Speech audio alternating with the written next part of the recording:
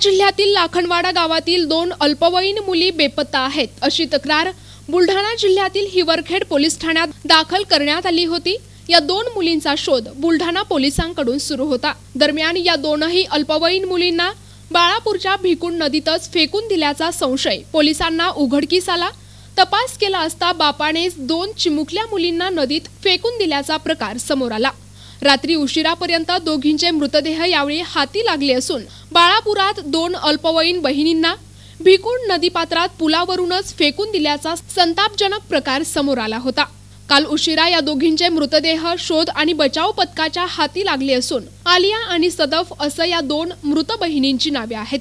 मृत मुलींच्या नातेवाईकांनीच म्हणजेच वडिलांनीच हे कृत्य केल्याचा संशय पोलिसांना आला असून त्या आधारावर वडिलांना यावेळी पोलिसांनी ताब्यात घेतले असून दरम्यान 7 आणि 5 वर्षीय या अल्पवयीन बहिणी बेपत्ता असल्याची तक्रार बुलढाणा जिल्ह्यातील हिवरखेड पोलीस ठाण्यात दाखल झाली होती।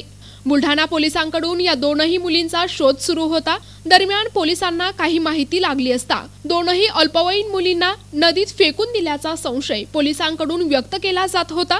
त्यानंतर भिकुंड नदीत सायंकाळच्या सुमारास पोलिसांनी नदीपात्रात शोध मोहीम सुरू केली असता शोध आणि बचाव पथकाच्या मार्फत या दोनही बहिणींचे मृतदेह हाती लागले। त्यानंतर शवविच्छेदनासाठी हे मृतदेह पाठवण्यात आले असून दरम्यान वडिलांनीच मुलींना फेकून दिल्याची माहिती समोर आली असून बुलढाण्यातील कदमापूर या ठिकाणी आधार कार्ड अपडेट करण्यासाठी दोनही बहिणी घरून निघाल्या, मात्र बराच वेळ झाला तरी घरी परतल्या नाही।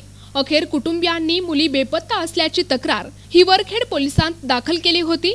तपासादरम्यान वडिलांनीच मुलींना पुलावरून नदीत फेकून दिल्याचा प्रकार समोर आलाय। या प्रकरणी अधिक तपास बुलढाण्यातील हिवरखेड पोलीस करत आहेत। प्रतिनिधी अमोल जामोदे, NTV न्यूज मराठी, बाळापूर, अकोला।